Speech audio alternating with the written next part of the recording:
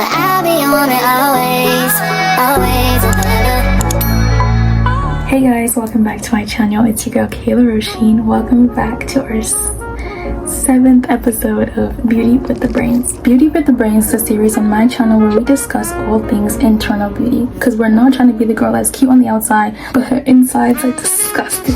That reminds me of a K-drama that I watched called New Beauty, or Beauty Newbie, and essentially the girl is called Faye and she looks gorgeous on the outside but her heart is disgusting.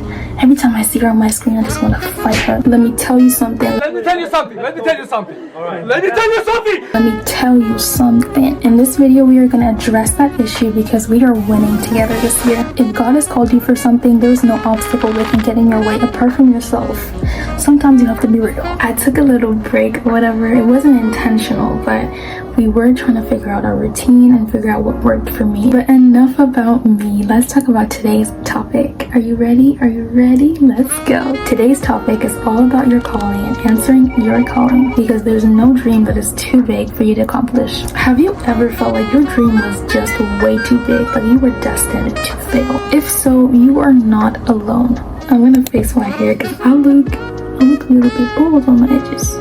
Today, we are going to explore why feeling overwhelmed by your calling is the best thing that could happen to you. Many of us think our purpose is like an impossible mountain to climb. That nagging voice of self-doubt, who am I to think I can do this? It is often our first obstacle. But let's dive a little deeper. Where does self-doubt really come from? It often stems from comparison, fear of failure, and even feeling pressured to meet unrealistic expectations. Our anxiety builds when we feel our calling must be achieved perfectly without any mistake. So let's change the narrative a bit. Take a minute to think about what truly matters to you. Think about your passions, not where society tells you should be, but what truly drives you. The reason big dreams feel so overwhelming is because we look at the whole mountain rather than the steps it took to get there. And that's the secret. Break down your big dream into small, achievable steps. And once you achieve those steps, it's just a smaller piece of the bigger puzzle. It's as simple as taking one step today, another tomorrow, and over time you will reach your goals. Remember, you do not have to climb this mountain alone. Seek out God, a mentor, a friend, or a community that supports you, because we all know that sharing your fears lightens your load. And guess what?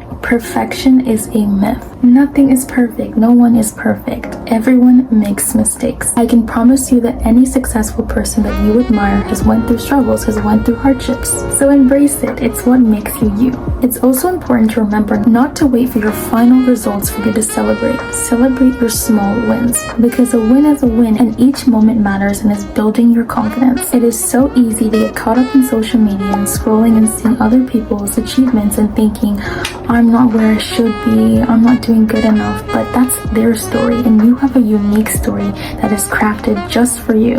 So let's focus on that. Your calling is a journey, not a destination. I remember I used to think that I cannot be happy until I reached my final destination. That does not make any sense at all. That means you're going to deprive yourself of happiness until you reach where you have to be?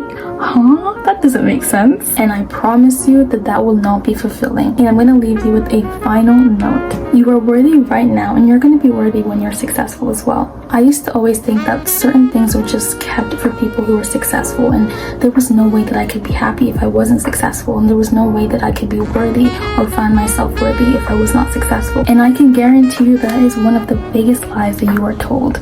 Because if God died for you and He has died for every single one of us, His blood has covered us, then we are worthy.